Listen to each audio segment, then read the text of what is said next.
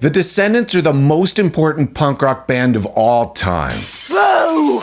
Boo! There it is. I said it, and I'm not sorry. They basically invented pop punk.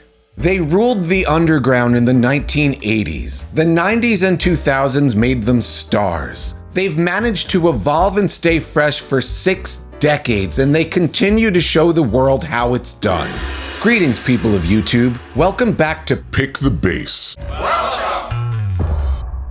The Descendents dropped Milo Goes to College when most of them were still teenagers. How's that even possible? That album changed the world.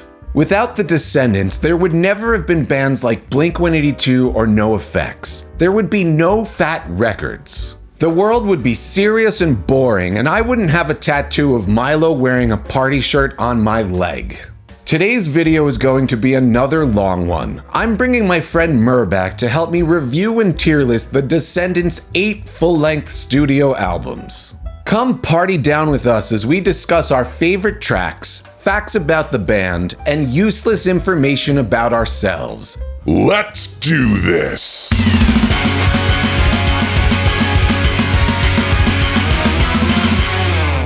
All right, so here we are. We're gonna do a Descendents album tier list. So I know everybody on YouTube loves their tier lists, and Mur and I thought instead of just doing a standard podcast or a standard album review, why not do one of these fancy tier lists? So the first Descendents album is Milo Goes to College. It came out September 4th, 1982. So for me, To make my ties. Milo Goes to College, the first Descendents album, S tier.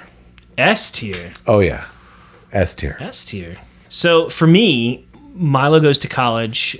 For me personally, my own opinion, man, this is actually a B tier.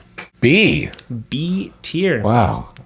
Flame on, haters. I feel like I have so much control here. I want to put it just in A. B.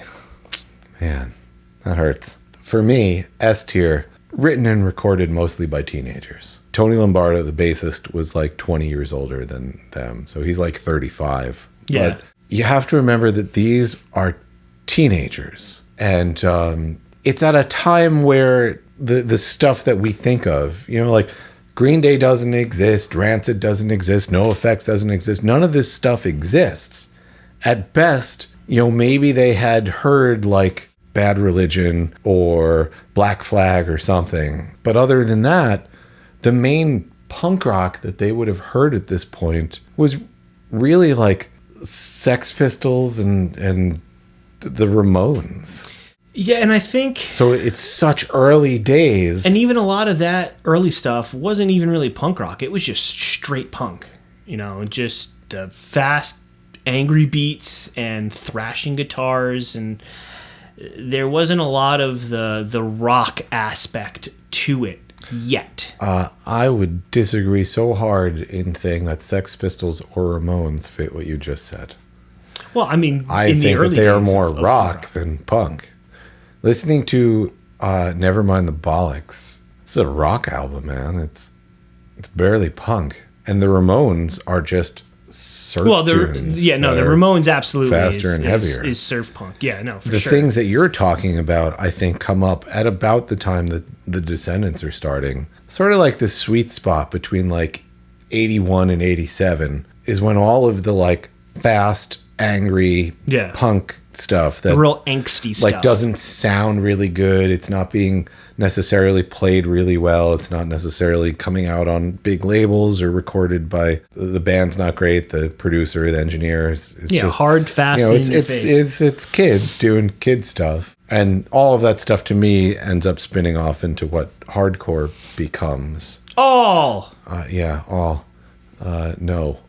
I would say that the Descendents, even with this first release, with Milo Goes to College, it immediately spins off into its own spot that is so different from any of the other Southern California stuff that's going on, because that's really where it all is, right? Yeah. That punk rock almost universally exists in Southern California, at least for that early to mid 80s period. It more or less dies down or goes mainstream. Like even like other genres like hair metal and all that stuff, it was all right there in central, Los Angeles was a lot of where that all originated from at that time in the early 80s. It's going to be hard to say all and not say all. Achieve greatness, my friend. It's going to be in my head, man. Strive for greatness. You go home when that boat is overflowing with fish. Yeah, so that's the thing, right? It's that they're not that sound.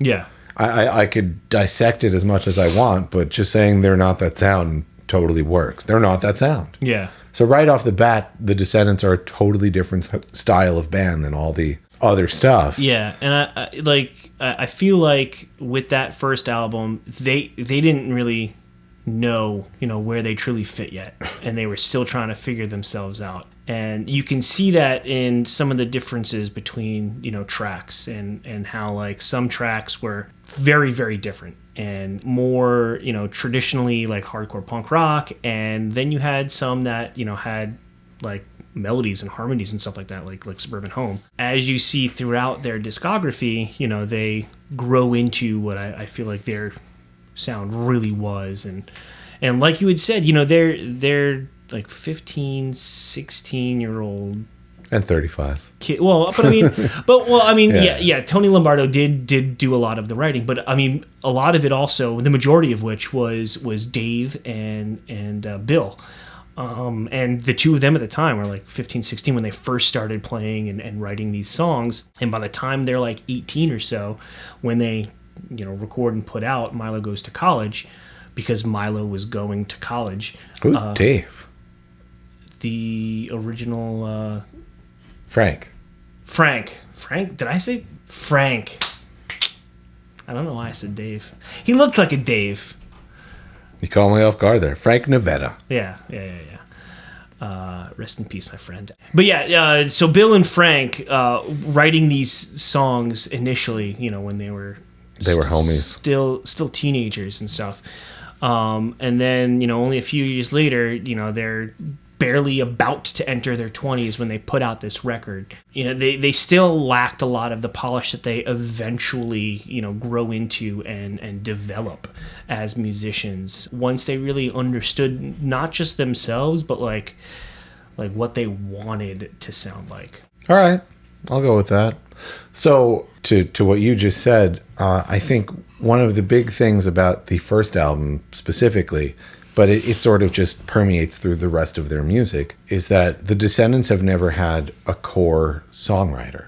Yeah. I mean, I guess if they do, it's Bill.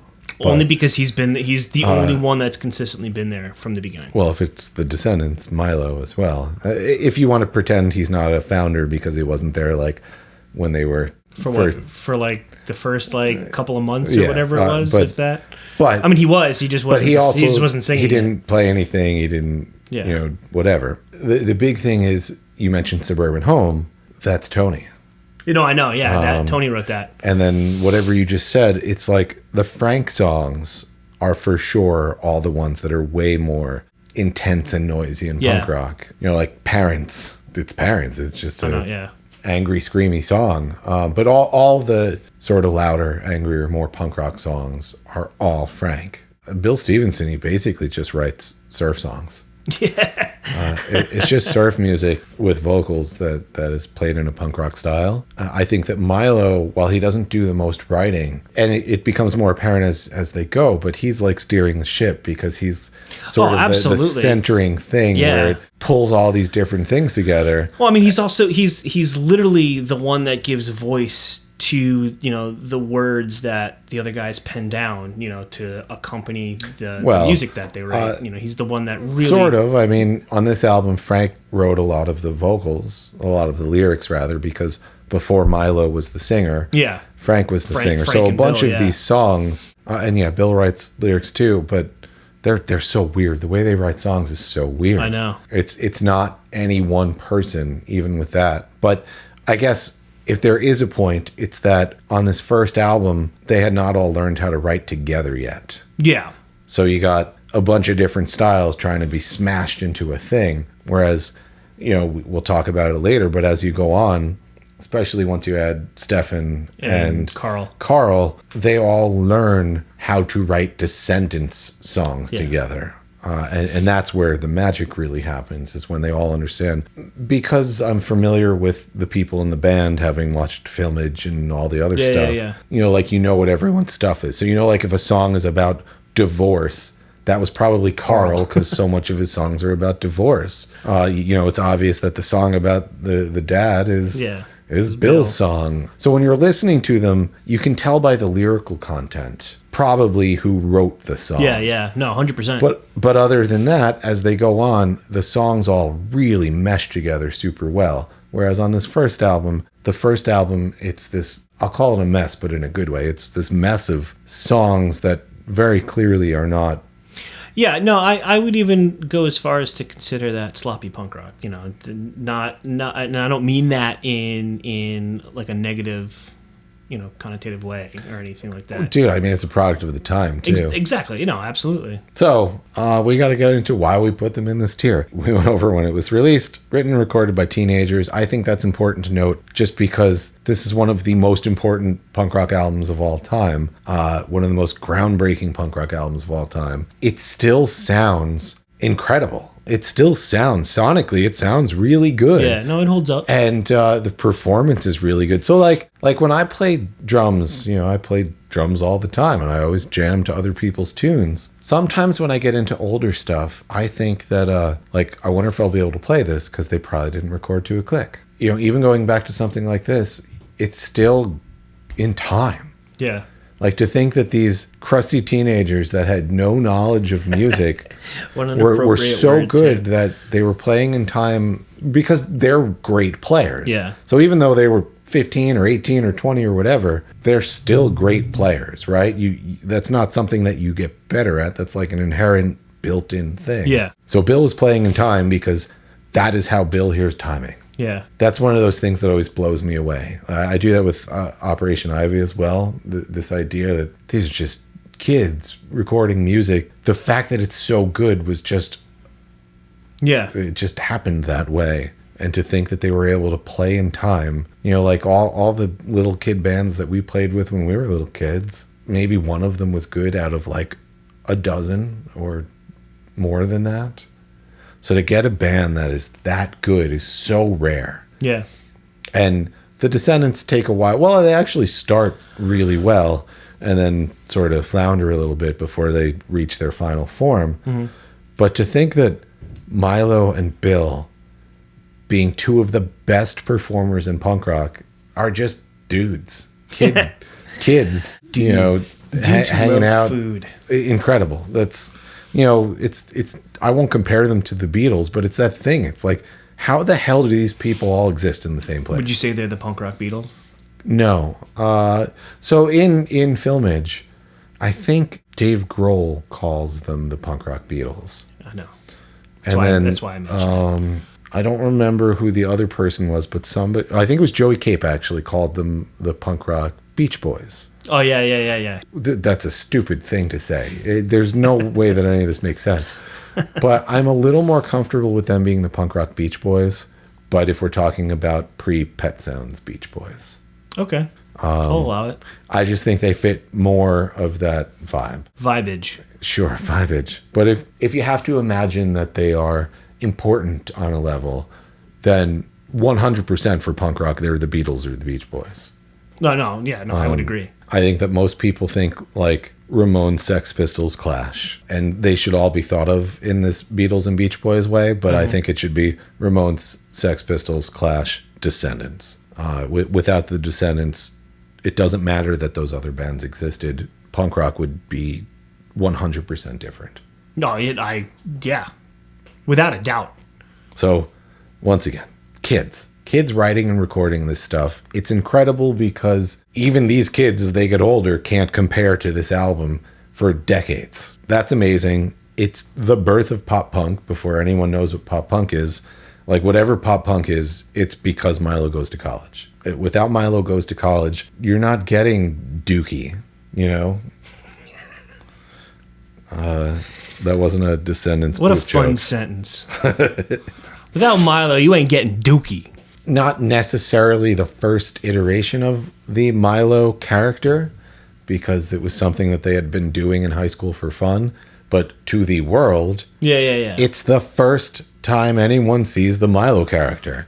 And the Milo character, I don't know, like, there's lots of logos, but I would say that the Milo character and the Misfits Crimson Ghost, like, Master classes in band branding. yeah, like that's marketing. Yeah, way before their time. Like around that time, the only other thing that could compare isn't even like an image. It's like the fact that like the Ramones all had the same haircut. Sure. But you could show someone Milo or the Crimson Ghost and they will know what it is. Well, most people. Sure. And you love Milo. I have him on my leg. You have him on your leg. I wouldn't have that tattoo if this band didn't put out this album. So there you go. If they didn't put out this album, you think you'd like end up with like a Crimson Ghost in a party shirt? No, I actually, one of the tattoos ago, or maybe it was when I was thinking about getting the Milo tattoo, I remember having a conversation with Michelle about how I wanted a Crimson Ghost tattoo. Mm-hmm. Because I love the Misfits. I'm sure you know that I love the Misfits. Yes, but I'm like familiar. Like I'm not spooky at all. I'm just not a spooky dude. But I've always wanted to be spooky. Like when I was a teenager, that's when goth stuff was so cool. I liked a lot of the tunes. Mm-hmm. Most of my friends were goth people. And that was just never me. I didn't want to wear makeup and fishnets and black and go around being spooky. I'm not spooky. I believe in you. So the idea of getting a Milo tattoo or a Misfits tattoo, I want the Misfits tattoo because I just want to believe that I'm cool enough for that Misfits tattoo.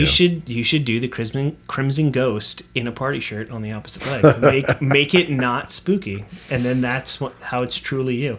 I mean, we're definitely getting off topic here and on a tangent, but all right, subscribe to see if I get that tattoo. Yeah, I'm not opposed. It's just I'm not spooky. But anyway. These are the two, like, I think still they're the two most well-known punk rock logos. Yeah, 100%.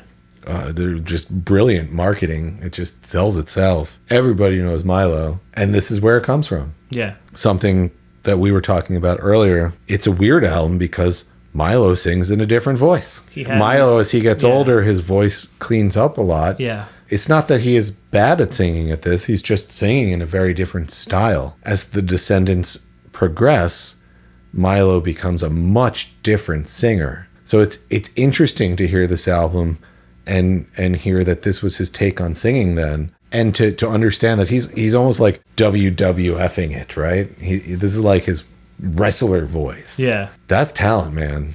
He was able to come right out and just sing really good, but in a persona that he wanted to put out there. That impresses me. It might not be my favorite way that Milo is going to sing. Yeah. I'm really impressed that he has that kind of control right out the gate, man. I think I've sort of been touching on this the whole time, but it's just that the album is so much better than it has any right being. Teenagers that don't really have any experience, playing a genre that doesn't exist yet, recording, I don't know how long it took him, but it's probably like a day, right? You know, and probably for almost no money at a studio that probably sucked. The idea that would produce something with such reach, that's just nuts. Yeah. So this album, if nothing else, it deserves props for the fact that it's so good when it just shouldn't be that good. I remember the first thing I recorded. I'm sure you remember the first thing you recorded. Nobody's talking about those. I think I still have the first thing I recorded somewhere on a tape cassette. All right, so my final note is that there is not a bad song on the album. They are all bangers. There is nothing that you need to skip. There are definitely songs that are better than the others. So would you say your favorite track is then? If I had to pick a favorite song. You absolutely have to pick a favorite song. If I had to pick a favorite song, I think that Catalina is my standout track. Ooh. Catalina, just the lyrics are always rattling around in my brain. I love that they're talking about fishing instead of lighting shit on fire and destroying stuff and rioting. Well, You know, so here's one for you. Would you say that Catalina is the OG boats and hose? we only do 80s Joel. Strictly 80s Joel. So, I actually think about that movie a lot when I listen to this song. Like, how could you Catalina not? wine mixer. Fucking Catalina wine mixer. I mean, but honestly, like, you'd said it before, like, what's more punk rock than songs about fishing and blowing off parties to go fishing on a boat? Nothing, because that's actually punk rock. Because punk rock to me, so in my comments, I get lots of people telling me that I'm not punk rock. Because you wear party shirts? Because for fucking a million reasons. Because punk rock people love to tell other punk rock people that they're not punk rock. I mean, that goes for just about anything. Yeah, and it's fine. I don't care. You can think that you're more punk rock than me. You are definitely more punk rock than me. Well, yeah, that's true. But if you were going to comment to one of my videos, you might tell me that you were more punk rock, and I'm going to comment on this video, and I'm going to tell you that I'm more punk rock than you. Do you know who is the most punk rock person I've ever known? Is it Paul Rubin? Because if it's not... I don't know Paul Rubin. Why not? For the same reason you don't? Because he lived too far away? Yeah. Because had he lived closer, I would have been that guy's friend. Okay. He was a cool dude I and think a great it's Paul artist. Rubens, though. It is. There's definitely more than one Rubin, yeah. There's a plural. The most punk rock person that I've ever known is Yanni. Yanni? Yanni. Can we have a picture of Yanni grace the... Yeah, I'll throw Hell Yanni yeah. up there. So are you familiar with... The Yan Father? You damn right I am. No. Are you familiar with, what's that movie? SLC Punk? Yes. Actually, we recently watched it because it... So this is... Beyond. This is where my belief that Yanni is the most punk rock comes from. So I think it's actually what's his face, Marshall from How I Met Your Mother. Oh, Jason Segel. He's the guy in that movie, right? Which guy? The not punk rock guy that hangs out with all the punk rock guys. Yeah, I think so. Well, whoever the actor is, that's how I remember. Yeah, maybe. So there's the guy in the movie that they hang out with that doesn't present as punk rock at all, but he is stupidly punk compared to everyone else. Yeah. And Yanni has aged into Yanni. Yeah. Well, I mean, he's always been Yanni. He's always aged into Yanni. Even still, every once in a while I see it, but Yanni just comes out and he's just punk as fuck. He's never. I don't know what any of us look like now or ever, like, how it relates to how punk we are. Mm-hmm. But Yanni has never once thought he was punk or dressed punk or whatever. He just is. All. Yeah, Yanni's the most punk. He's all punk. I don't know why we're talking about that. We definitely got off target on that one. So fishing is punk rock and Yanni is punk rock. My favorite song, Catalina. Some of the other songs that I think are really great on the album are Mayaj and Catalina, Suburban Home, Kabuki Girl, and Bikeage. It's because you're a Fat Mike fangirl. It is because I'm a Fat Mike fangirl. He talks about Kabuki Girl so much that before I even really knew that I liked the Descendents, I knew that I liked Kabuki Girl because he told me I had to. That's punk, dude. Way to go, sheep. Yeah, fine. I'll fall in line. Within reason. With Mike. So all those reasons, for me, that's why it's S tier. Because they're kids recording an album that has no business being as good as it was, because they defined a genre of music that is still what I love. It's the whole NoFX and Blink-182 thing, and everything else with that, but those are my two pillars of, what this music means to me. Without the Descendents putting out Milo Goes to College, I think that the music that I love looks very different, and everything's different, and everybody has evil mustaches. I actually do really enjoy this album, not just because of the weight that it carries. Maybe it's not what I listen to quite as much as something like Everything Sucks or Cool to Be You, but it so totally is at the same time. It's definitely weighted differently than their later albums for me, but Milo is S tier because it fucking is. So we've been discussing what we think about this album, stuff about it, whatever. You haven't had your chance to really say why you're putting it in B tier when I've put it in S tier. So let's hear why Mur thinks it's B tier. So all of the reasons that you put it in S tier, that's why it's in B tier for me. Like you said, they were just kids. They have far better albums that they've put out since this. It's sloppy, fast punk rock, and personally, I like a more polished sound. Haters gonna hate. You know who's gonna rip your mouth open and shit in it? I don't care. Do you want to know either way? I do. Joel. Oh, I don't care. He can make himself a big old bowl of total bowl soup for all I care. Yeah, I mean, my favorite track off the album obviously is Suburban Home, because I am a fan of, melodies and harmonies and fun stuff like that. And because you want to be classified? I do. I stereotyped? do want to be classified, and I do want to be stereotyped, and I just want a big home.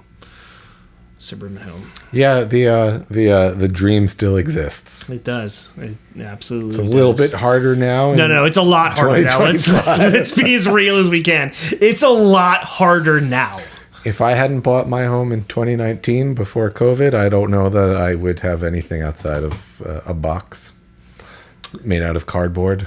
And you'd be lucky to even have cardboard. Times they are changing. It'd be like a box made out of palm fronds. Well, that sounds pretty cool.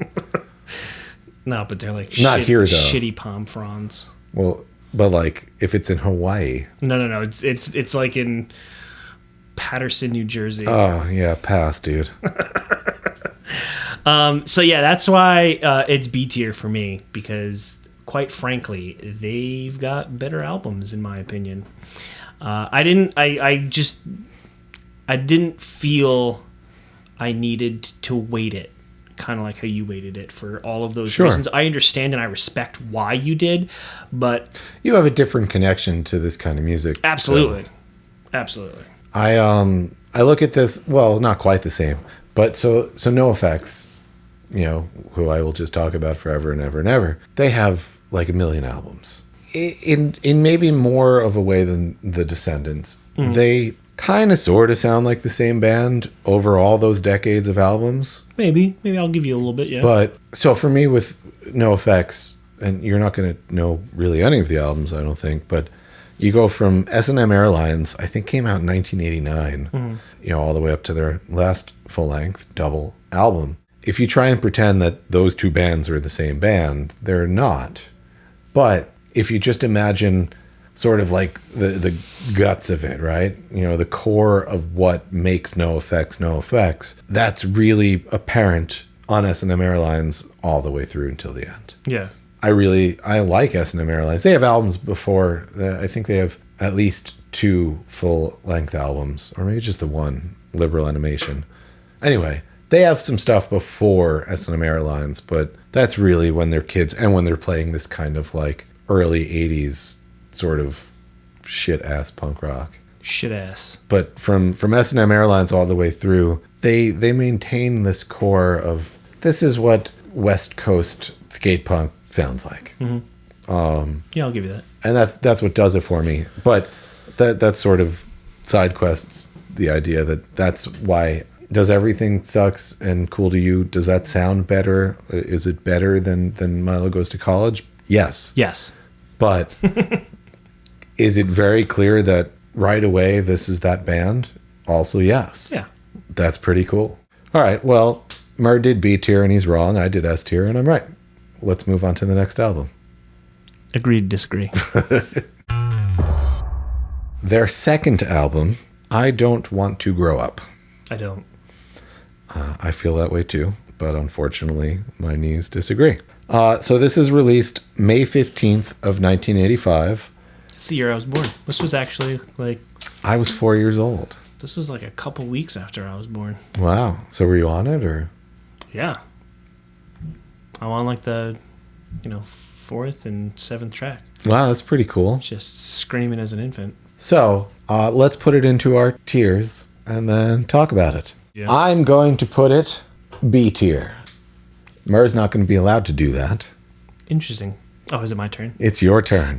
This fell into A tier for me. Yeah, I don't doubt it. Not because I was obligated, but because of my familiarity with it. So a few things about this album. They obviously 85 versus 82, 3 years in between there. Milo went to college. The Descendents more or less went on hiatus / broke up, kind of. Well, they went on hiatus, and that's when Bill went and played with Black Flag. But not really, because this is the only time they brought in someone besides Milo to sing. So Ray Cooper, who is the guitarist on this album, is another friend of theirs. In between I Don't Want to Grow Up and Milo Goes to College, they actually sometimes played shows and Ray sang. So for a while, the Descendents were kind of sort of a band, and Ray was the singer, and Milo was no longer in the Descendents. Bill got the offer to join Black Flag, and he joins Black Flag. So that's kind of what he was doing in between these two albums. Yeah.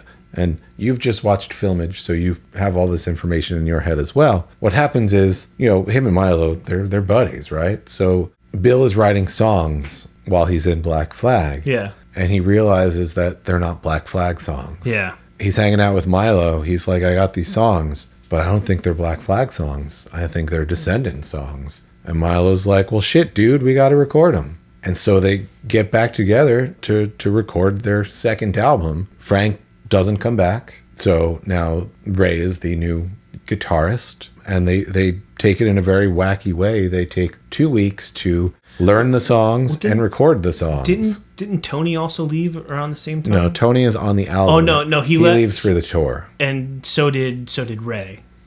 Right? No, I think Ray leave the sticks same time? around for the next album. Oh, okay. This is where we get Ray on an album and we lose the first original member, Frank. Crazy Frank. I think it's very apparent in the style of music that you lost the punk rock guy. This album is so much less punk rock than Milo Goes to College. Yeah. So because they learned it and recorded it in 2 weeks, it's a little sloppy.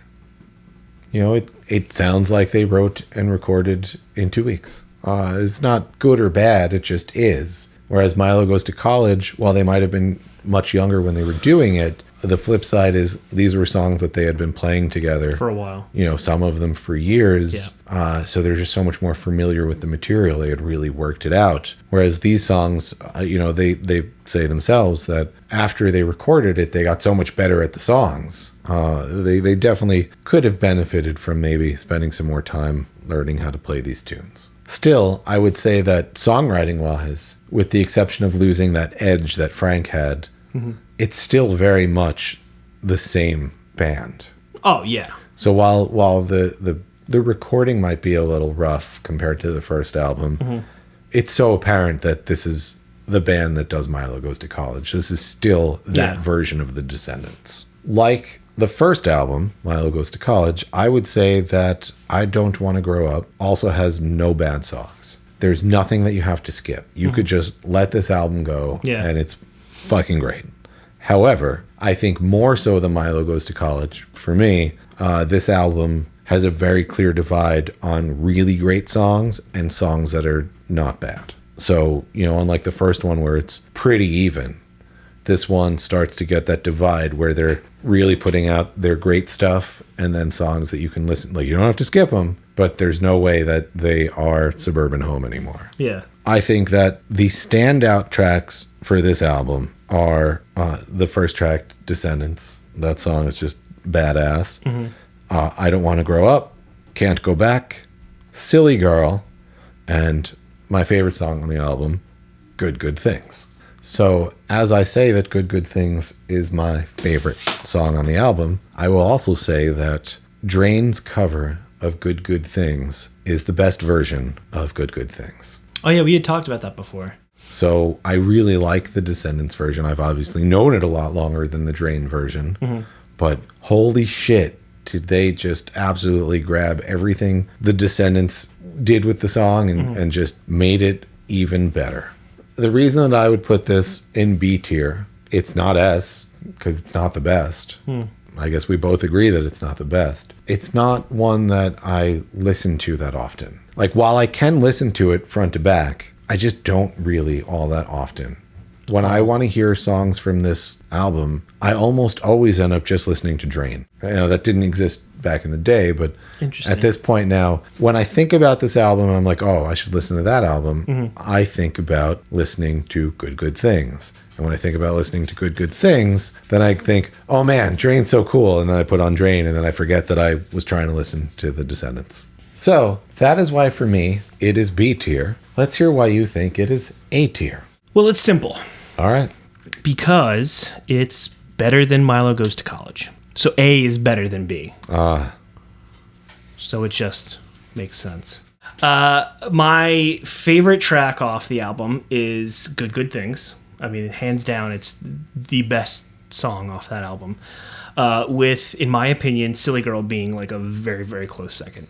In my opinion, I just enjoy it more than Milo Goes to College, and A is better than B, so it just made sense that it was an A. You know what probably works for you that doesn't for me? It's because you don't think about them the same way that I do. I can't stand the way it sounds. Oh, you mean like the quality of the... like it sounds budget studio mid-'80s. The first one sounds a lot better. Like, I don't know how they pulled that off. It just sounds a lot better. This one, it just kind of sonically, it's a cheesy sounding album. Yeah. No, I agree with that. And I find it to be a little distracting. And it takes away... So, obviously, that they didn't really know them that well when they recorded them. But I think that if it had been done, 20 years later at the Blasting Room, it still would have been an absolute S-tier album. Because the songwriting is dope. Yeah, no, I'll give you that. The mixture of the production and the not knowing the songs comes together and takes it down a few pegs. And that's why it's not an S. That is why it's not an S. But still better than a B.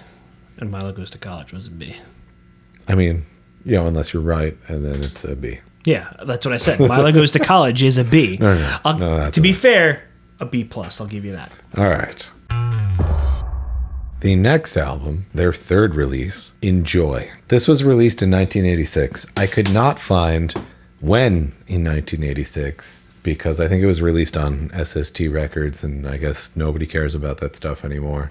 So we got Enjoy, released in 1986. I'm going to put this one D tier. D tier. D tier. I can't wait to talk about it. D tier. Let's hear where you're putting Enjoy. Enjoy for me was a C. Look at you being nice. I was being very nice. And I was being very nice for one reason, and one reason only. And I'll get into that when I discuss my stuff. All right. Without even looking at my notes, here's why Enjoy just doesn't do it for me. It suffers from that same thing of not sounding good because of cheap 80s studio production. It just doesn't, it's not fun to listen to. Like, outside of the songwriting and the performance, it's just not a good sounding album. 2, Toilet Humor? Come on, man. That's not doing it for me. Farts are always funny. Maybe not like part of your album though, where there could have been songs. If you want to do comedy, then you do the Jerky Boys. No, man. You just be true to yourself. And that's what the Descendents well, were that is true. And are. That is 100% true. They've always been true to themselves. They did them as hard as they could. That's just who they are. I will give them that. But the big thing with this album that I think is why it's nothing compared to any of the other albums, it's the only album without any of the other main players. So Tony Lombardo has left, Frank has left. Yeah. But we haven't yet gotten to Carl and Stefan. So this is Bill and Milo and the in-betweeners. Ray. And I don't even remember what the other bassist's name was. And I don't think I wrote it down. But so the point is for that... For sake of an argument, let's just call him Flea. Sure. But the Descendents need to be a 4-piece of everybody just kicking ass all the time. And I just think that Ray was never going to compare to either Frank or Stefan. Yeah, no, I agree. 100%. And then this bassist, maybe he's cool. I have no idea, but... I doubt it because you don't even remember his name. But to try and compare him to Tony or Carl is crazy. He wasn't able to fill those shoes. So you're just missing the rest of the formula. And when I was listening to it a lot this week, trying to prepare for what we were going to talk about, it was just so obvious that like musically, it's just not hitting the way that anything before or after does. It's just not the same band. It's not the same band. Yeah. That really, I think, takes away from it, is that you just don't have the right players on the album. I think the best way to sum it up is they just not enough cash. Not enough cash. What are you buying? What are you selling? You're like a soundboard sometimes. I know how to set you off just by triggering certain buttons. Not enough cash. God, that game's awesome. But I agree. For practically the same reasons. That's why it ended up being where it was for me. Not to jump over to my stuff. I don't know if you still had notes. I do, yeah. Oh, well, did you watch Supernatural? I did, up until season 12, where it started getting real muddy, and I was just like, it lost it. So when I do my Resident Evil 4 merchant voice, Yeah. I think I do a pretty decent fake. It's pretty, yeah. Cockney merchant voice there. But every time I do it, in my head I sound like Crowley from Supernatural. Yeah. This is the first album where there are it's more skippable tracks than not. Yeah. Besides the fart songs, there's 2 or 3 of those that are just worthless, pointless, absolutely not waste of tracks on an album. That shows that the band clearly had no motivation and no idea what they were trying to do, except for make fart noises into microphones. They were being true to themselves. Well, Jerky Boys. Doesn't matter, man. They're still huge. That is true. They're but still maybe one of not the this most album. influential bands in punk rock history. So a lot of skippable songs.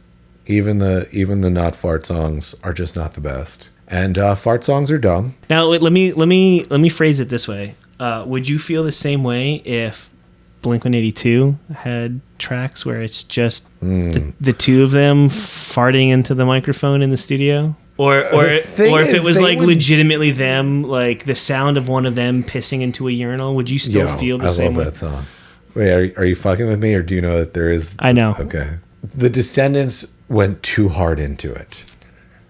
It's okay to have a little bit of it.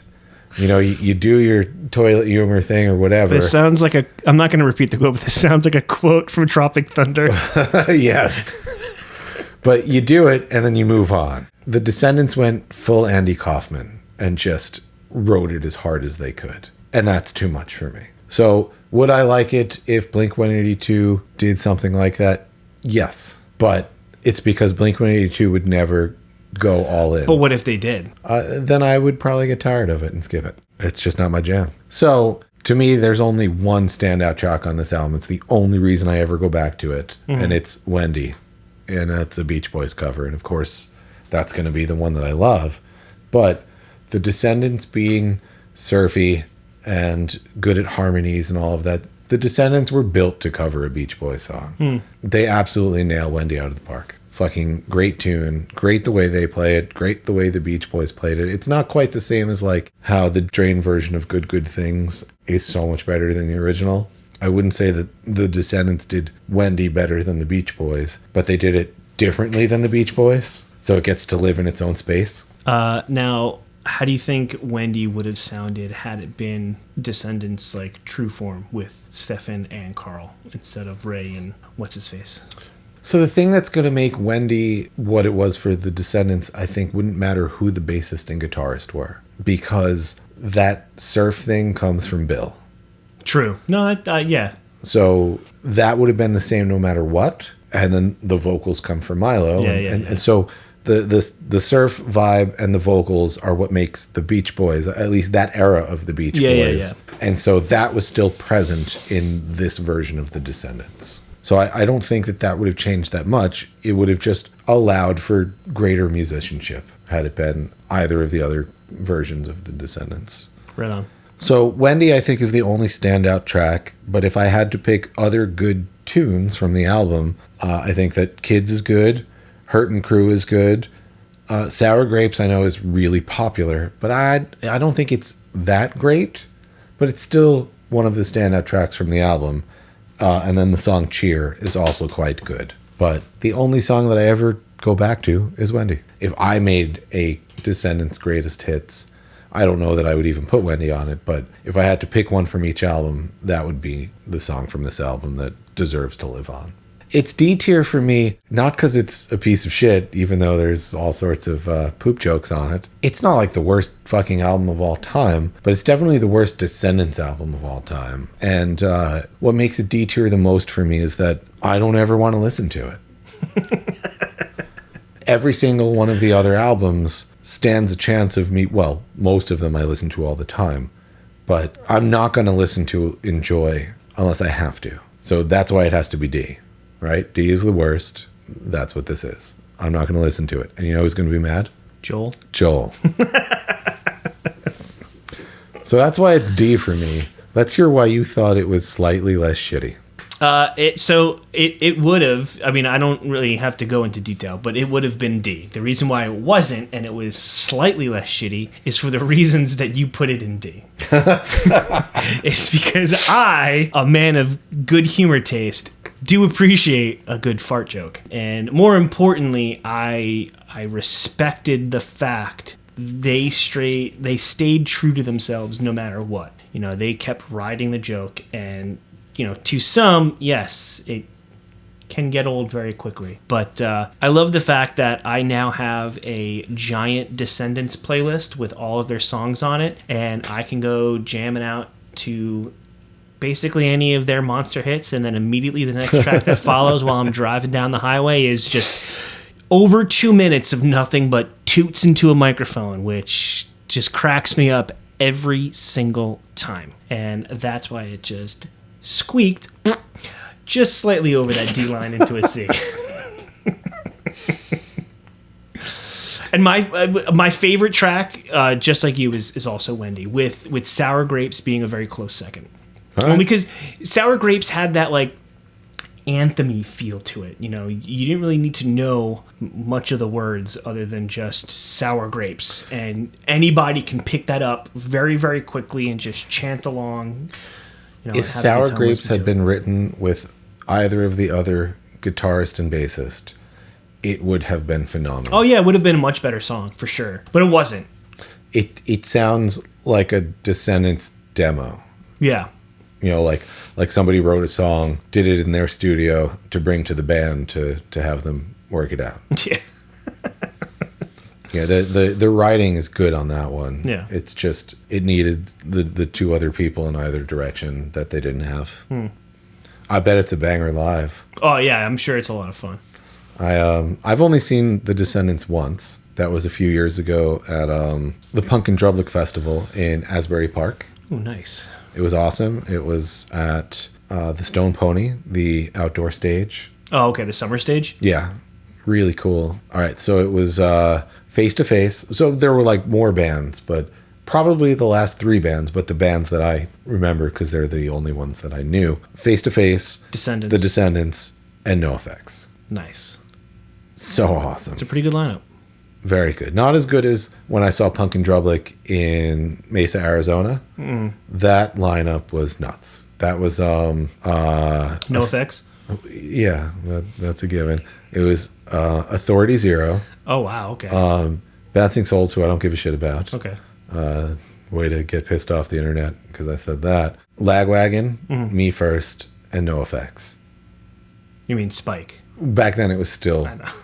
Me First. I don't know why. I don't know why. Even Fat Mike came out and played a couple songs with them. Still confuses me why they decided after all this time to change from Me First to Spike. Because everybody left but Spike. He's the only original dude. Still Me First. He is Me First. Yeah, I agree. But that lineup, just seeing... The Gimme's always change, but he's always Me First. Seeing Me First... Well, seeing Lagwagon and NoFX on the same show... Yeah, it's pretty cool. Oh my God. But adding in Me First is incredible. So to finish off talking about Enjoy, I would say that while the album totally sucks, what I will give them is that they kept at it. They could have just stopped being the Descendents. Yeah. And it's good that they didn't because it leads to all the stuff that comes after it. So this is just, it's a stepping stone. It needs to happen. Yeah. And the fact that Milo keeps leaving to do his sciencey things and keeps coming back, Science. and that they have this revolving door of guitarists and bassists. Who cares, man? This album might not be the best, but it keeps the Descendents alive. Yeah. It's still D for me, but I do appreciate it on that level. Up next, their fourth album, All, released in June of 1987. This one, at least, we get a month, but I think this was also on SST, and nobody knows when it came out. So we know that All came out June of 1987. So let's put it into our tiers. So for me, I'm going to take All, and I am going to put it in C tier. C. C. Yes. Wow. Really? Really? Sorry you feel that way. I'm excited that I feel that way. But you're wrong. You mean like you were about Milo Goes to College? Oh, no, that's absolutely a B, totally a B album right there. Because this is clearly an A album. A? Oh, yeah. What? Yep. Holy shit, Mur. Never go unless the boat is filled with fish. Oh, God. I mean, I can't argue, but I will. Strive for greatness. And in doing so, have clean sheets. So, All, I guess this is going to be my thing, right, for all of these. It sounds so dated. The production is so cheap in 80s. It takes away from the experience for me. I have a hard time enjoying it because of how it sounds. It does sound better than Enjoy, and I don't know that that's so much because of the production as it is that this is the first album where we get Stefan and Carl. It sounds more exciting. Yeah. The musicianship is so much better. I honestly don't think that Stefan and Carl are as good as they eventually get. At this point in time, no, yeah, you're right. They're a little like too noodly. They haven't worked out really what they do. Yeah. But they're such great musicians. So even though I think that they're kind of like overplaying and not in sync as four people, it's just mind-blowing how good the musicianship is on this album, especially when the last one, it was so lacking. It's really awesome that you get the better musicianship, but I think that still it sounds sonically not that great. I think that this album is the first one where Milo really starts to sing like what we think of as Milo. Yeah. This is the first appearance of him singing in his grown-up voice. Yeah, mature Milo. And that's the Milo that I prefer. So hearing that on this, it's so nice to have him sing in that nice, clean voice. I think that Milo is the greatest punk rock singer of all time, but really it's the guy that shows up on Everything Sucks, and everything after that, that's the Milo that I think is the greatest punk rock singer of all time. And this is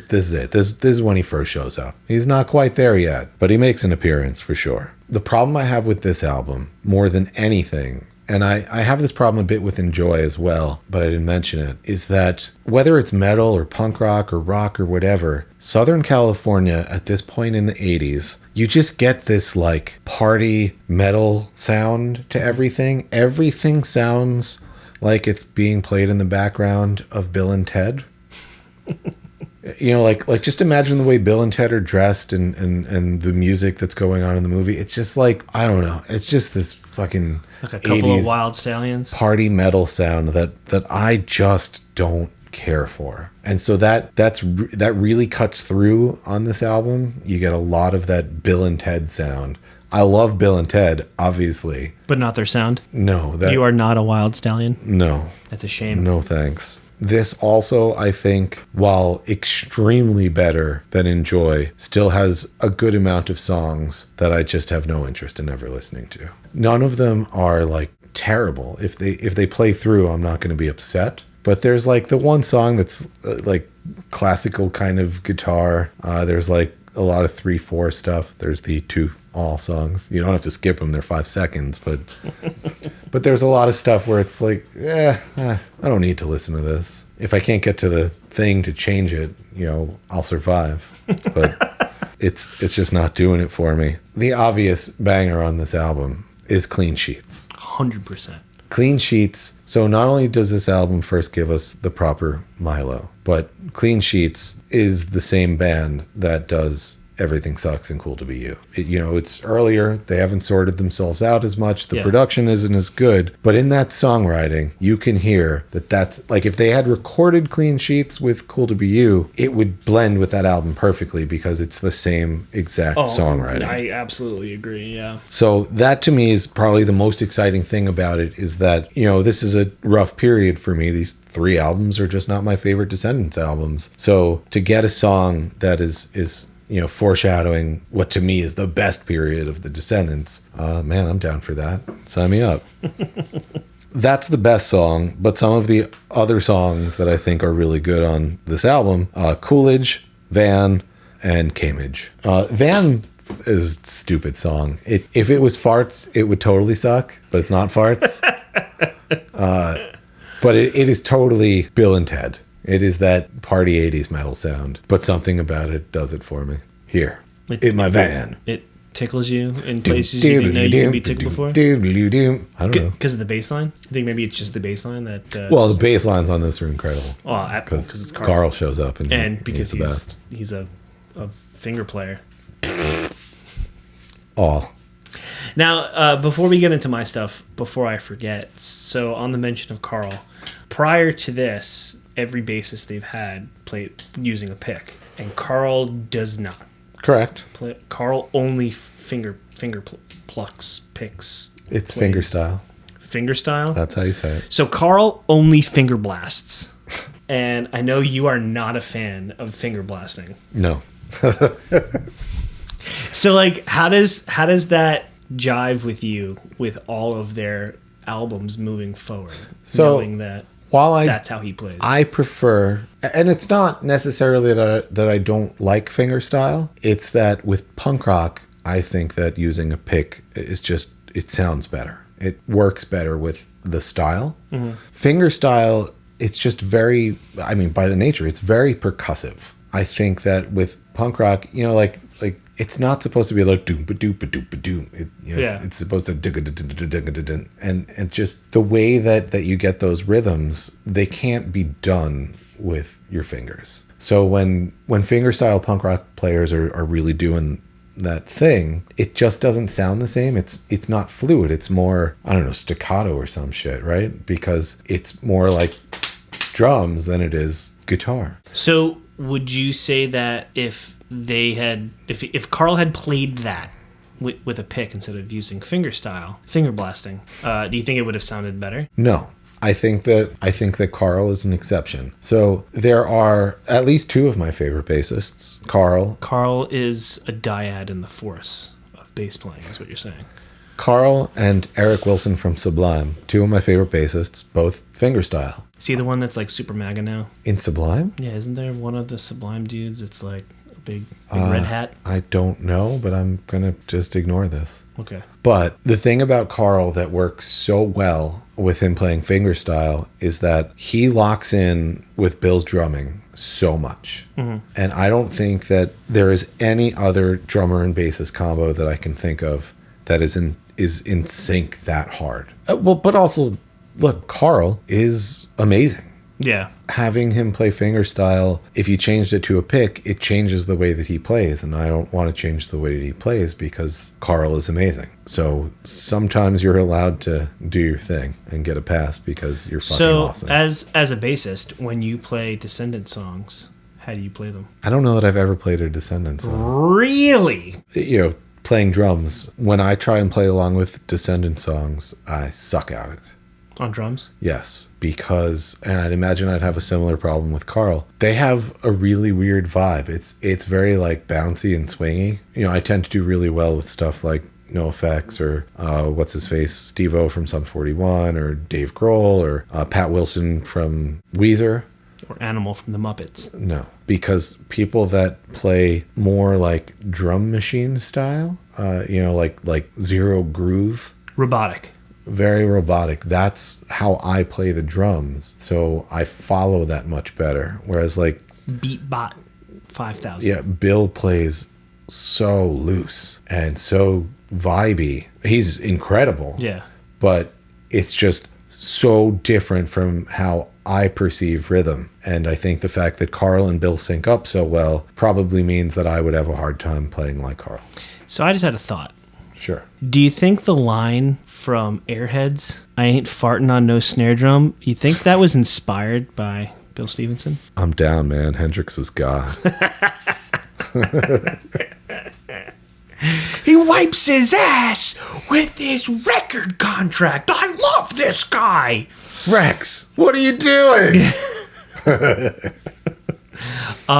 That's so weird that you've never attempted to play a Descendents song on bass. You're gonna have Well, to. to be fair, I almost never learn anyone's stuff on bass. I've never played almost anyone else's stuff on bass. Really? I just don't do that. When I play bass, it's either to learn a song that, like I wrote that we have to play, or to write something. What about covers? We've done a lot of covers. Sure. So in that case, but that's learning something for us to play. It's the same zone. So I mean, if we were to do a Descendants cover, would you try and do it like Carl, or would you try and power through with a pick? Oh, I would still use a pick. You wouldn't finger blast? No, I suck at that. You hate finger blasting. Playing fingerstyle, I just suck at it. I think you have to move it faster. Yeah, my timing is shitty.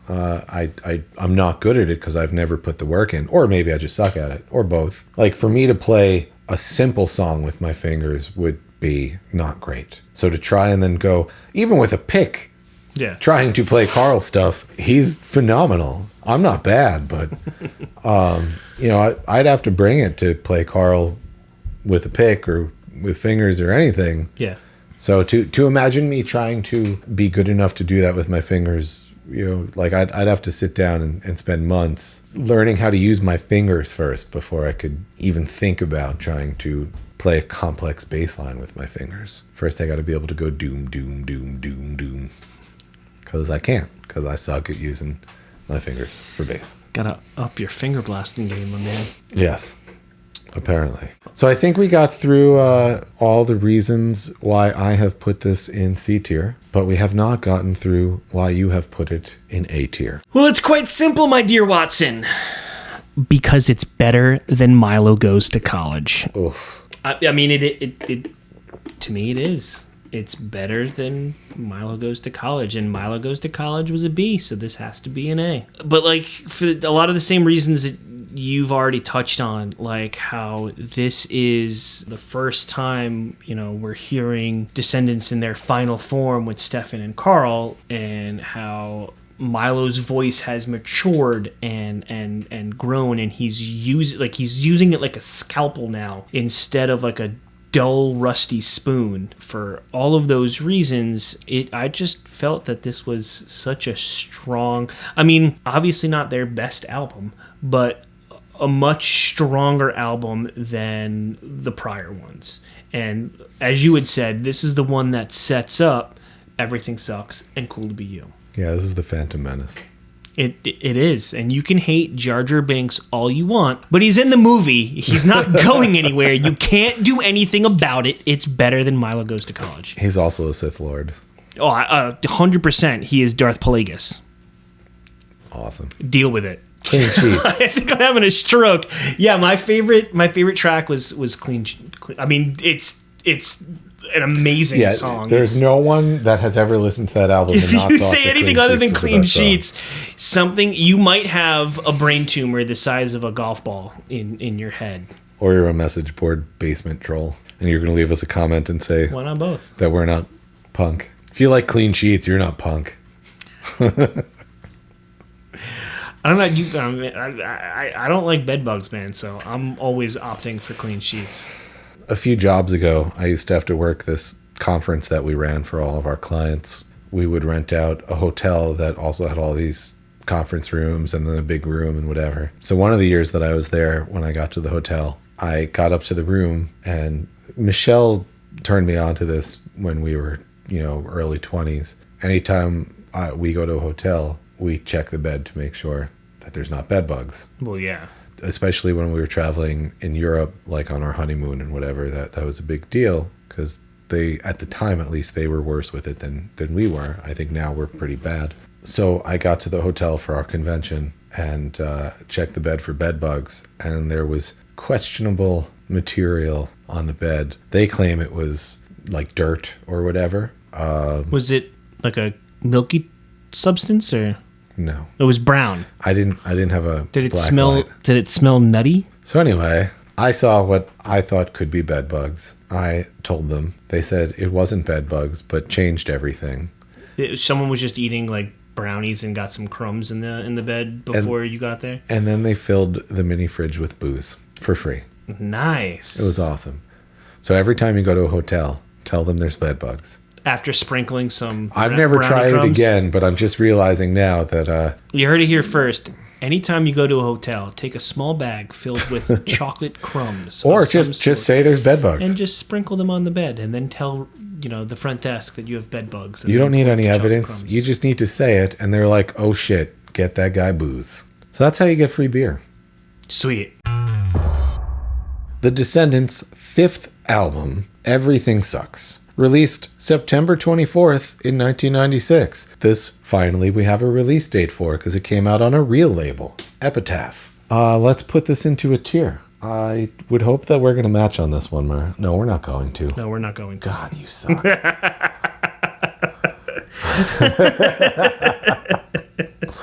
So, for me, Everything Sucks. S tier as fuck.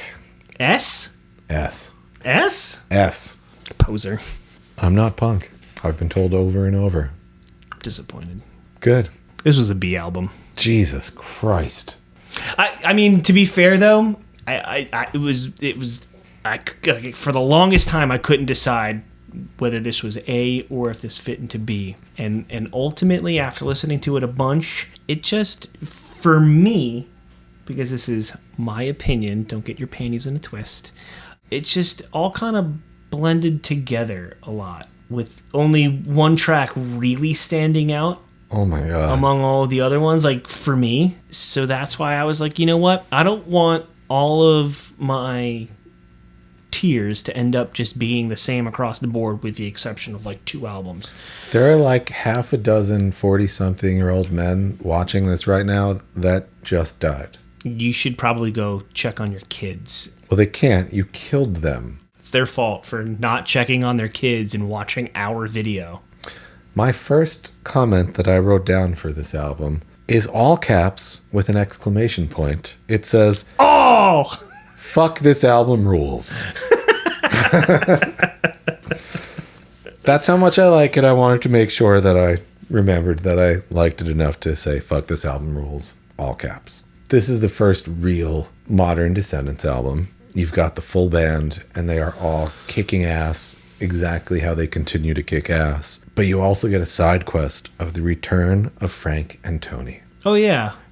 Frank wrote one of the songs, I forget which one, and Frank and Tony played on that, and then they played on a couple other tracks throughout the album. So you get all the best things about the Descendents all on the same album. All. So that's awesome. And then you also get all the backing, well, not all the backing vocals, but some of the backing vocals are done by Chad Price, who at the time was the 3rd singer in All. Oh, yeah, that's right. And he's a great singer. So you get best of both versions of the Descendents, as well as bringing in the best singer from All. You got a lot of great players on this album.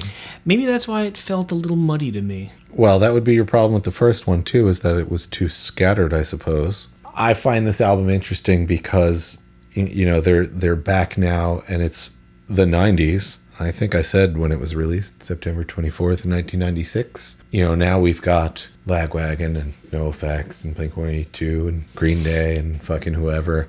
But all these bands that grew up on the Descendents. Less than Jake? Yeah, they would have been around too.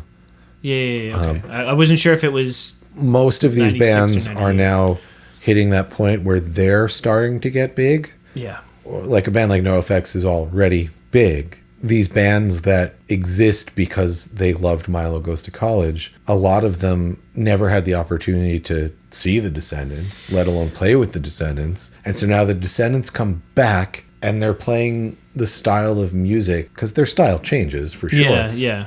they're now playing the style of music that all of those bands in the mid-90s are playing. They're now a fully formed Southern Californian West Coast punk rock band from the 90s. And I think also it was that period of time where punk rock and all of its adjacent subgenres or sister genres or whatever, however you want to define it, were all starting to garner a lot of mainstream attention, and it was becoming more widely popular to listen to a lot of that type of stuff. They were all having rock. major labels try and sign them. Yeah. I think it was in Filmage where they're talking about that. Yeah, no, it was. But when they were talking about that, it reminded me of being in Bergen County in New Jersey in the early to mid 2000s, when every single person I was friends with and myself were getting signed to major labels or indie labels backed by major labels. It was like, if you were from Bergen County, You walked on a back. sure, but you definitely were getting signed. Didn't matter how good or bad you were. Some of us were really bad and we still got signed. But it didn't matter because everyone was like, get me the next My Chemical Romance or Newfound Glory or whatever. It was also a lot of labels and like big and small were just trying to like grab up as many wads of shit as they could and just throwing them all at the wall and seeing which ones stuck, and then giving attention to those and then just letting the ones that fell to the floor dry up and shrivel away. Yeah, I mean, for every Socratic and Hidden Plainview, there's a starting line in there somewhere. I guess. But so yeah, it was a very interesting time, the mid 90s for punk rock, because it's when it sort of kind of goes mainstream, and the Descendents went from being a band who lived on floors and made nothing, are actually getting to go on real tours and play in front of thousands of people and feed themselves. Yeah. And they get to play with all these bands that they influenced. Yeah. But now they're continuing to influence them because Yeah. they still are the best. So bands that grew up loving the Descendents, that were young and never got to see them play, right? Or play with them. Yeah. All of a sudden, the Descendents get back together, and now Blink-182 or NoFX or fucking whoever, they can now play shows with one of the bands that they love more than anything. And Descendants were opening up for these bands. They were like tour support, not like the headliners. It's wild. But it's also the first time they were ever playing in front of thousands or tens of thousands of people. It was the first time they were ever making money. As an opening band, you're not making as much money, but still, it's going to be the first time that they're probably not sleeping in the van or on a floor. It's the first time where they probably were like able to eat, just eat. And not that's the a dollar luxury menu. on tour when you're in that style. So it must have been really cool for them to be able to have that experience. But at the same time, they're playing with all of these bands that they're influencing, that they had influenced. Yeah. But they're still at the top of their game. So while NoFX might be, in their final form, they're the shit. There's no way that NoFX is not still taking something from the current version of the Descendents. No, 100%. So to be able to be the influence, be playing with all of these bands that exist because you did your thing, but still be holding your own against them and still be showing them what's up. That's what's so cool about the Descendents at this period and really to this day, is that, they're not the oldies act on the tour. They're not, that's just not who they are. They're not like, I don't know, the Beach Boys playing their, like with Mike Love with the Beach Boys, and they're just going to go around and play Surfing USA. The Descendents still mattered. Yeah. And that's really cool. I think that's hard to come by, and it just shows that they're the Descendents. They are. So this album, I don't think there's a bad song. I had a hard time picking the best songs because every song is so amazing. There is the best song, though. Well, you could definitely pick a best song, but... Because there is one.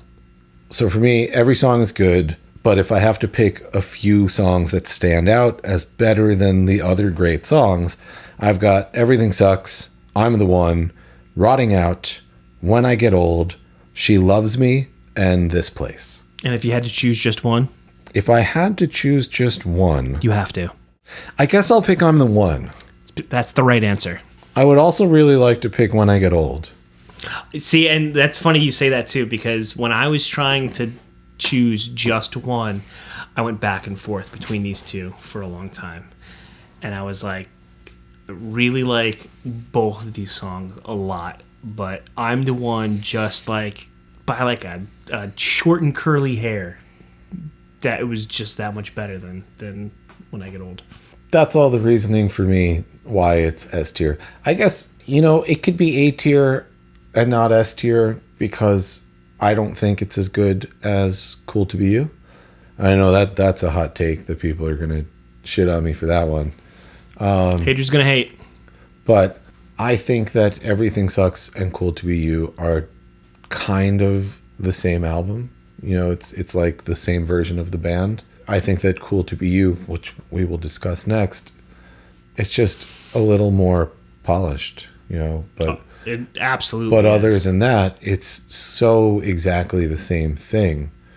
And these are the two that I always listen to. Like there's a handful of albums that for years, for decades, these are the albums that I listen to. It's like I'm not like, what should I put on? It's just I know that I put on one of these 10 albums, and Cool to Be You and Everything Sucks are each as likely to come up for me in what I listen to. That is why that belongs in all the other reasons, but that's why it belongs in S for me, because it's the best. It's equally the best with some of the other best.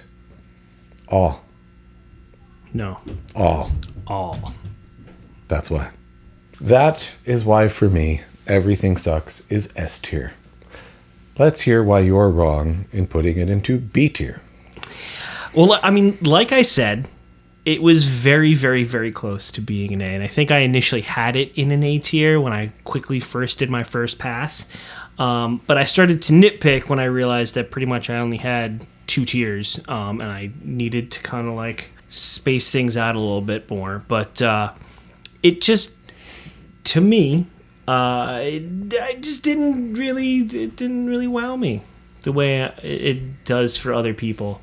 And there's nothing wrong with how you feel about it. It's just, for me, because I don't have the same connections you do to that time period, and even that style of music at that point in time.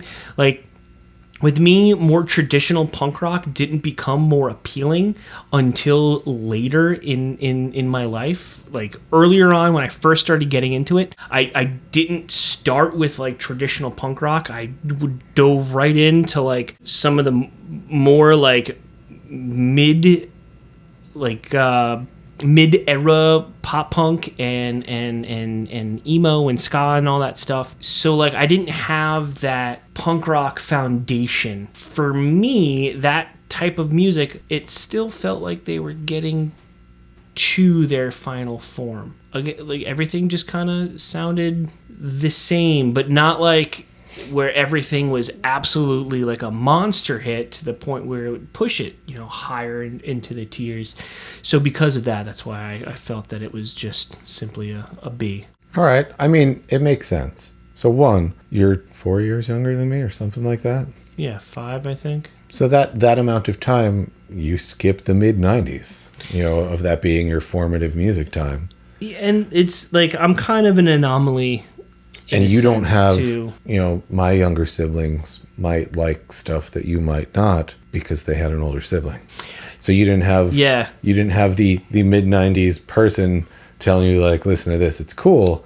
So you're like jumping in at Enema of the State, and that's where you're going. I went from being real big into Billy Joel, and then someone buying me the Insomniac CD, and then Presidency of the United States. Awesome. And and from there, that's when Tony Hawk Pro Skater came out, right. And I fell into all of that. So I didn't have any of the precursor stuff. And like I still remember like back in like, not to go off on a crazy tangent, back in like middle school when we would have like listening day in music class, like kids were bringing in Green Day all day, and I would come in with my River of Dreams Billy Joel single cassette where it was River of Dreams and then like whatever other song was on that single cassette. That's so Mur. Yeah, that's so punk rock. And I was I was playing that song for listening That song day because sucks, by the way. I mean for the longest time I listened to whatever was on in the car when I would be in the car with either of my parents, and it was mainly my mom because my dad only listened to News Radio 88. Oh. So if you were in his car, that's what was on. No music. Just News Radio 88 and like traffic updates into New York City. But my mom always had WPLJ, 95.5. So like it played a lot of 80s and then 90s stuff. Is your mom from Long Island? No. Nope, she's from around here. So yeah, so I only had that, and it wasn't until I ran. And I think what's funny about the Insomniac CD is my aunt had bought it for me for my birthday one year, and I think she wasn't sure what to get me, and she was like in the store and asked someone, "Hey, what's a good thing to get a boy that's X years old?" And they were like, well, this album had just come out, or this seems to sell, because I don't know if Insomniac had just come out or not. I don't remember, but basically someone recommended, oh well, this is probably a good idea. So that's why I ended up with that. And then I think a friend of either mine or my brother's, I forget how we ended up finding out about President of the United States, but as soon as I had Insomniac, I was like, well, I want another CD. Let's get that, because you can't go wrong with Lump or Peaches. It's just not possible. So yeah, so I didn't have that foundation like a lot of people that listen to this type of music now had. So it just didn't have the same effect on me when listening to the album. Right. No, that makes sense. So that's why it's B, in my opinion. Real quick, no thought at all. Best Billy Joel song. Nope, no thought. It's going to have to be Moving On. That's a good one. Don't ask me why. That's my pick. Why? Don't ask me why. I just did, though. It's because that's the best one. Well, yeah, it is. It is the best one. Don't ask me why. But it's a lot better when it's a little bit faster. All my Murs, some. For some reason, that song just hits so much better, slightly faster than its original tone. Well, that was a nice diversion. Yeah, and I'm the One is my favorite side. Because it's the best. We've already established that. Agreed. Moving on. Don't ask me why. I won't. The 6th Descendents LP, Cool to Be You, released March 23rd, 2004. This is an S.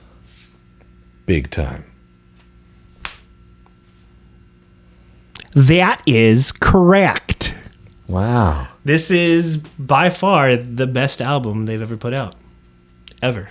We agree. I can't wait for the best reasons. Yes. The only reasons that matter. Because it's true. This album is incredible for whatever reason you want to say it's incredible. It's, I think the last two as well, but it's recorded at the Blasting Room. But at this point now, the Blasting Room, so that's the studio that yeah, Bill it's owns. Bill's studio. At this point, the Blasting Room has become like the Blasting Room that it is. The fucking powerhouse punk rock studio that every good album comes out of. It's like 9 out of 10 great punk rock albums for the last 20-something years. They're all from the Blasting Room. This album's great because Blasting Room, it's produced by Bill, mixed and mastered by Jason Livermore. That right there is going to give you that leg up to make it a banger. Also, this, unlike the previous record on Epitaph, this one comes out on Fat Records. So it's like taking everything that's awesome about what Jay likes, and just here, you can do it all at the same time. Put the Descendents out on Fat Records. Fat Mike, I don't think he produced it, but he had involvement in the album. I did think it was interesting how Everything Sucks went out on Epitaph, and then Fat Records puts out this album, and then when they put out Hypercaffium, they go back it's to Epitaph. back on Epitaph. I don't know the reasoning behind that. I just thought it was interesting. I'm sure there's a good reason, but for me, it's everything lines up for this to be the best for me. All. This is them chasing greatness for the sake of all, and finally catching it. This is all the fish on the boat. This might actually be too many fish where they're in a panic that they might be sinking. The boat sinks, but you're stoked. Yeah. This one just sounds so good. Like every song is a bop. But not just the songs. I mean sonically, like recording. Oh yeah, no, it's super polished. It super just polished. Sounds so good. And 2004, it's like after all the really great stuff for the most part. Although to me, this is still prime No Effects time.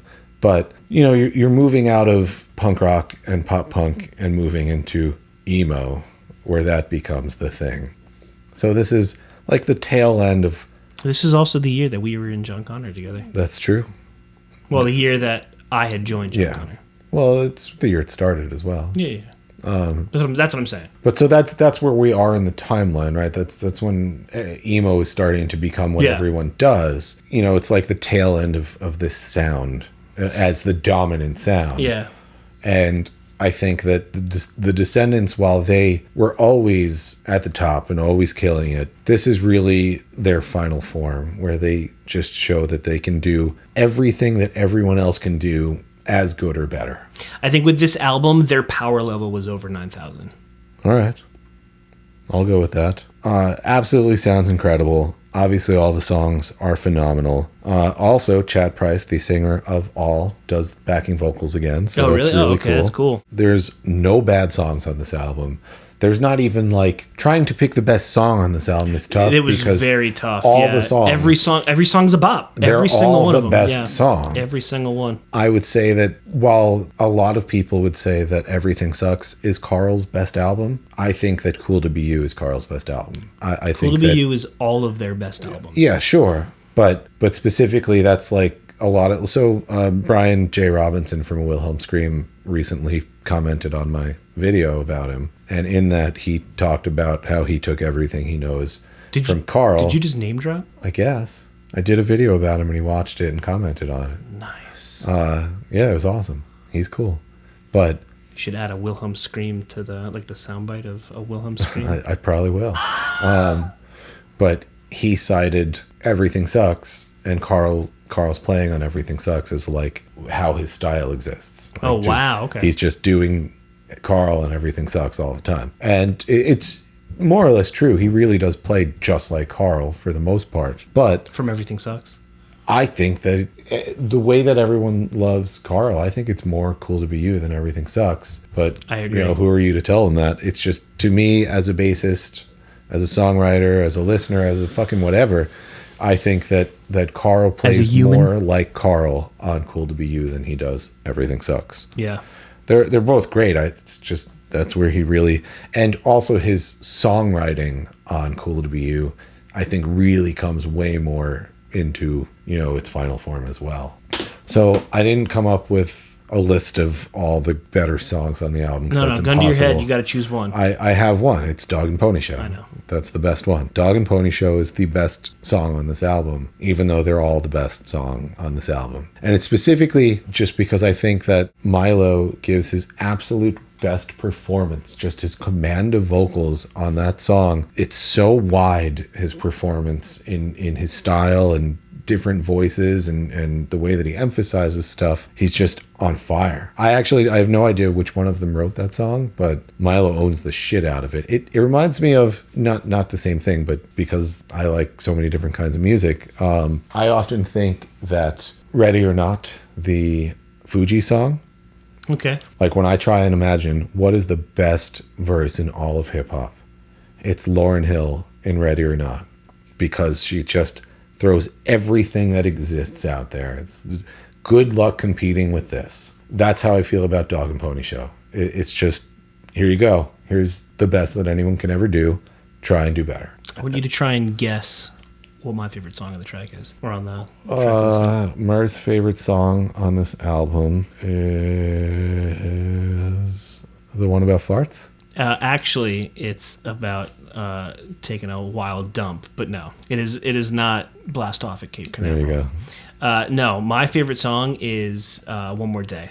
And it was really hard for me to choose. And then after I was ruminating a bit after watching Filmage, thinking about the story behind One More Day and everything that Bill went through with his dad, and then those final moments that last year, however long it was, where he was taking care of his dad, it just made that song hit so much harder knowing the story behind it. So in addition to it being an absolute monster jam, it just it really did it for me. It hits me in the feels every time I hear it now. Yeah, I agree. It really emotionally is a phenomenal song. And I think that's why I love it so much, is because even though I don't relate to it at all, it still gives me an emotional response. So having my own shitty father life experience, I don't understand Bill's perspective. The fact that this dude sucks and Bill is so desperate for it to work out and loves him. That's not my experience. Yeah, and I think it's just it's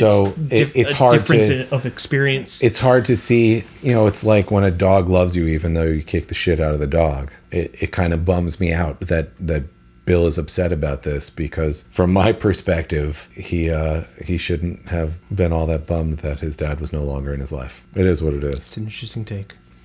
I think that it doesn't sound like they ever really had that good of a time, and so for him to be really bummed out about him no longer being there, it's like, what are you bummed out about all the times being shitty? That doesn't sound like something you would miss that much. So anyway, I can't connect with it, but I do. The feels are undeniable. I think it's more like I sympathize, you know what I mean? Sure. I get an empathetic connection. He desperately wants his father's love, and he never got it because it wasn't there, because fathers are shitty. Well, not all of them. That's true. Mine's a pretty cool dude. There's at least half a dozen in history, and you got one of them. I hope that I'm one of them. Now we're left with maybe 4. So what are your thoughts on Blast Off at Cape Canaveral? Actually, it was on my list of could have been the best song. That is done in the right way. It's not leaned into as hard as just a song where they're just farting into microphones. Well, because that's not really leaned into. That's just straight raw farting into a microphone. Yeah, no, this song gets like how you said, what if Blink-182 did it? Yeah. This is how Blink-182 would have done it. It involves their toilet humor, but presented through just one of the greatest bangers on the album. It's absolute fire. What's funny is the first few times I had heard this song, I wasn't super paying attention to the lyrical content, so I didn't catch it at first that this is about taking a wild spicy deuce. Musically, it's one of the most just punchy, straight through, kick the shit out of you songs on the album. There's a lot of dynamics in their playing, and this one doesn't do that so much. It's just right through. So that's why it's S for me. It's S for you as well, because it's the fucking best. But if you have anything else to add, why is it also S for you? I don't. It's a perfect album. It's chef's kiss. I'm left speechless. It's yeah, absolutely perfection. There are people that only like punk rock only existed from 1980 to 1987, and it had to be bad to be good. Unless you're one of them, I think broader fans of punk rock and all the punk adjacent stuff, this album is like the culmination of everything, right? It's just everything that punk rock was up until that. Yeah, all.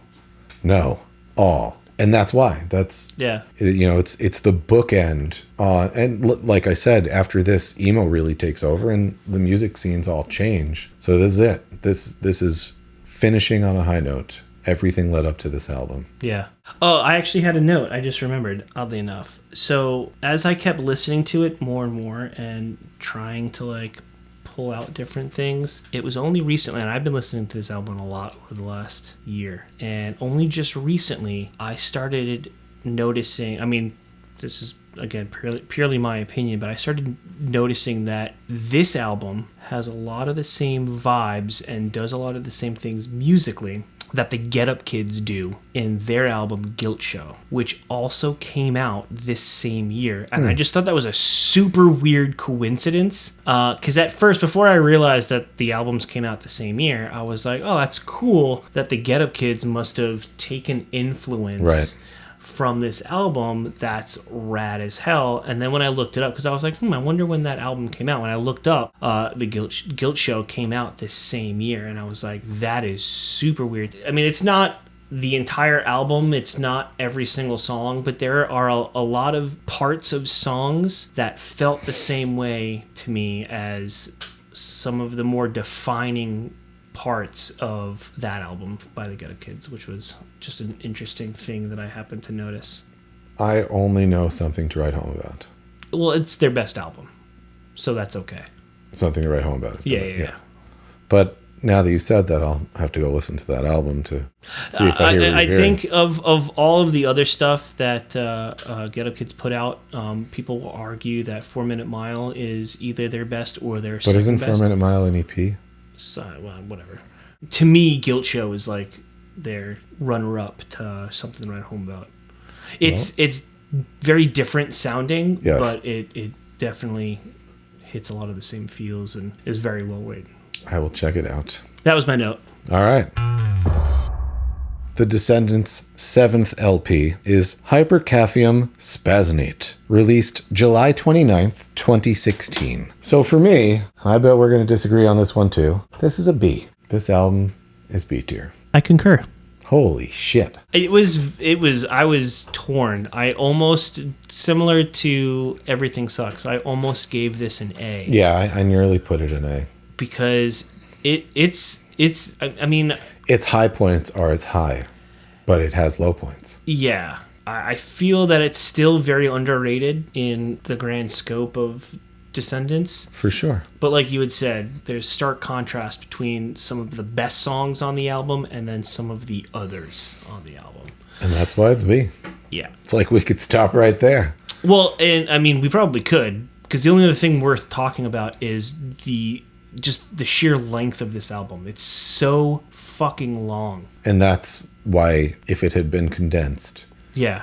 it could have been an A at least. If 100%. it had been Yeah. way shorter. If they had kept just the like high go points, nuts. yeah. Just choose 10 songs. Yeah. Because there are 10 phenomenal. I mean, there's more than 10 phenomenal songs. But Yeah. but they could have made a short LP that was just outstanding. But they went too long. And I think that bands have this want. I don't understand why they do it, but bands do it all the time. They put too many songs on an album, and you end up with songs that aren't as good as the rest of the songs. Too many dicks on the dance floor. So this one, once again, recorded at the Blasting Room, but it also was recorded a little bit at Stefan's Armstrong Studios in Tulsa, Oh, okay. because he also does that. And then some studio called White House Studio in Delaware, where I guess Milo probably did his vocals because he lives in Delaware. Yeah. So this is, I think, the first one where they're recording in multiple studios. Bill Stevenson is the primary producer, but Stefan also gets a producer credit, so that's pretty cool. Once again, it's mixed and mastered by Jason Livermore, which is why it sounds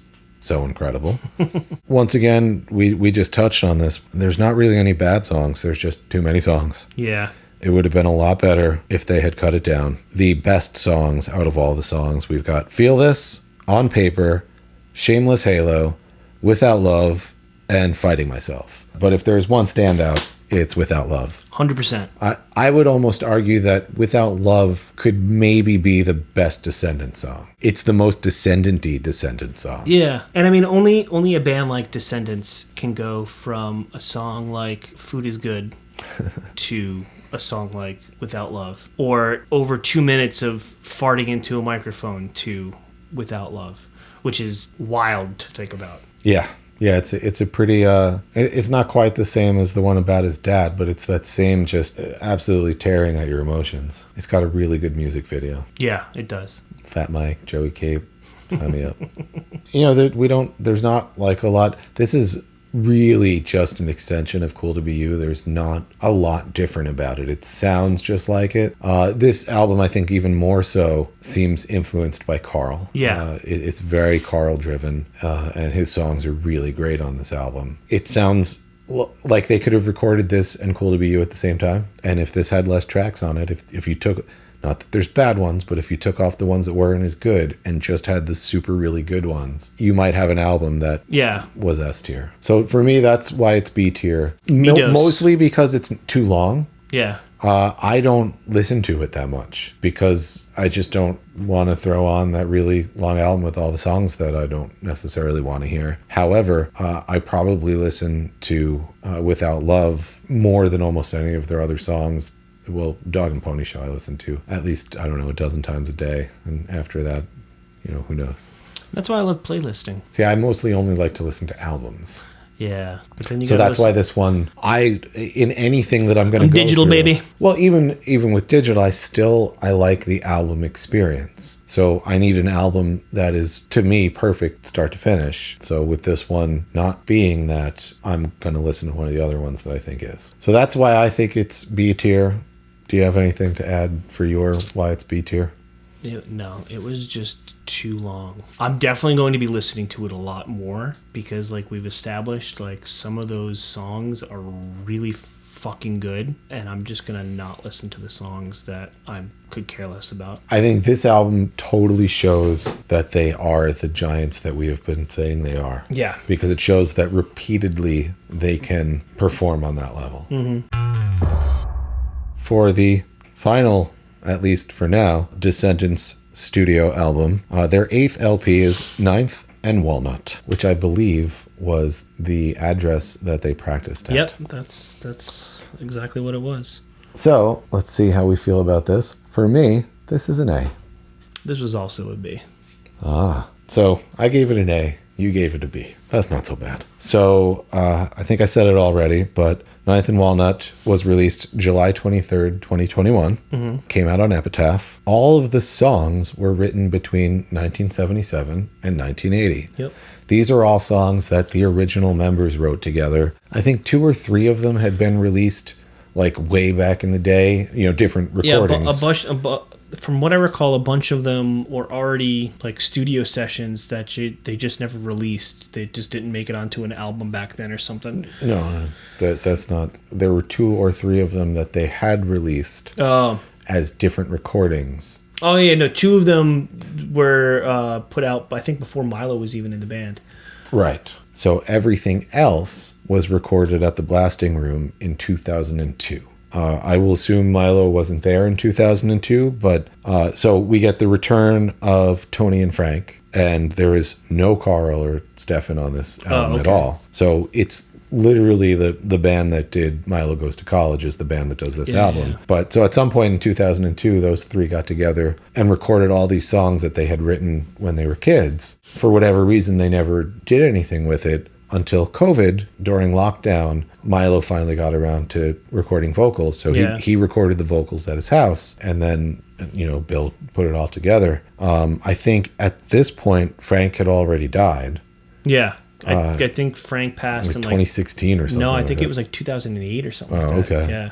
Well, either way, this came out after his death, but this is essentially a prequel and a sequel to Milo Goes to College. Yeah. And it's what Milo Goes to College would have been had they been the band that they are now.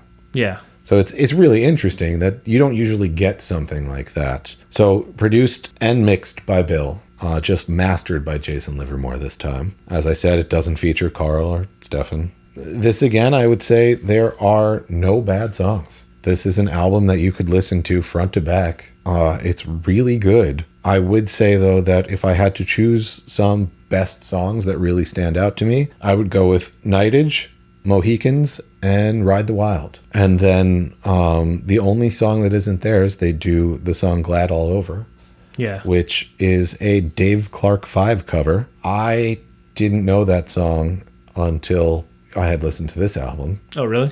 One day I was at work, and they play music in the hallway at work. Oh, okay. Because I'm in a building where there's like a bunch of offices. Mm-hmm. So the communal hallway, there's music playing. One day I was walking through the hallway and I heard this song. I'm like, what the hell's that song? I know that song.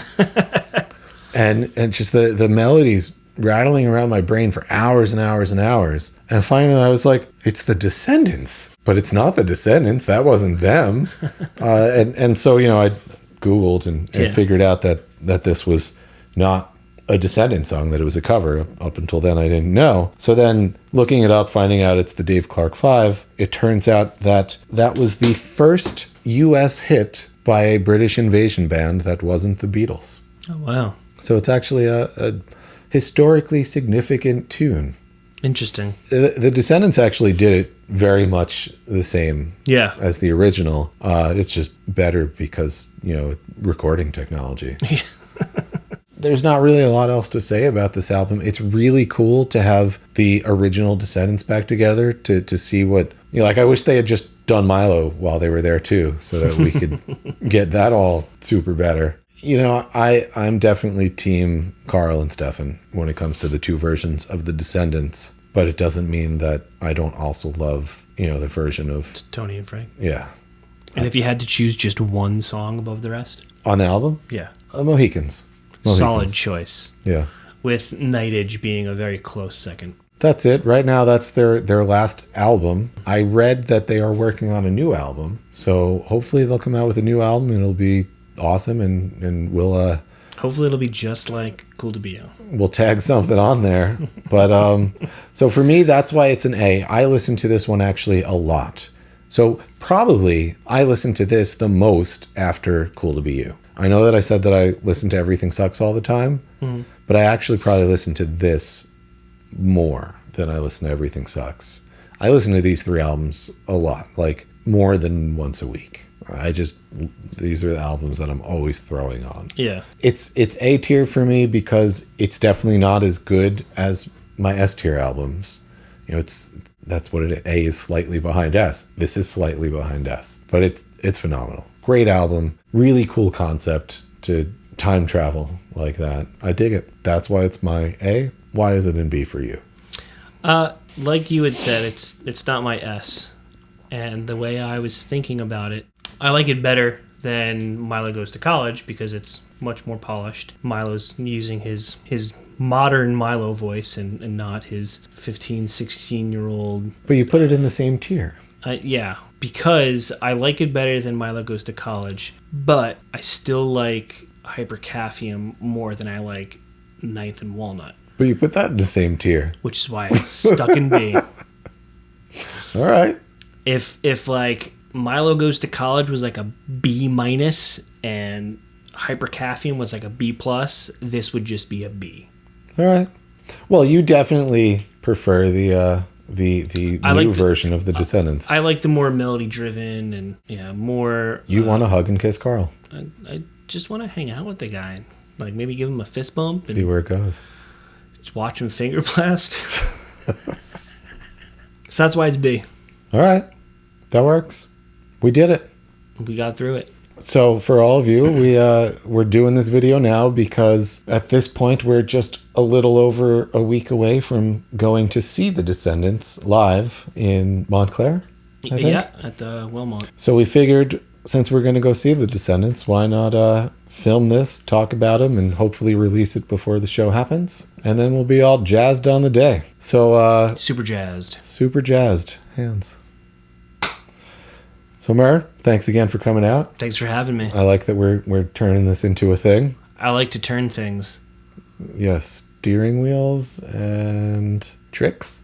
I love to turn tricks. So anyway, we'll see you next time. Thanks for hanging out. I'm going to say some more stuff after this, but Mur, it's been lovely. Let's go have Hemingways. Yes, have some. Well, there's the tier list. Big up to Mur for joining me again. It's always great to have someone else to talk to. The Descendants have a lot of albums over a lot of years with a lot of members. It seems kind of unfair to compare them all as if they're all the same, but that's how these things work. Do you agree with our list, or would your picks have been different? Let me know down in the comments. Finally, Please make sure you like, subscribe, ring the bell, all the YouTube stuff. I know it's annoying to hear that all the time, but it really helps. I'm having a great time making these videos, and the more that I know that you're enjoying them, the more that it motivates me to continue. I'll catch you next time, but until then, be excellent to each other. And party on, dudes! See ya. Thank you for being a friend.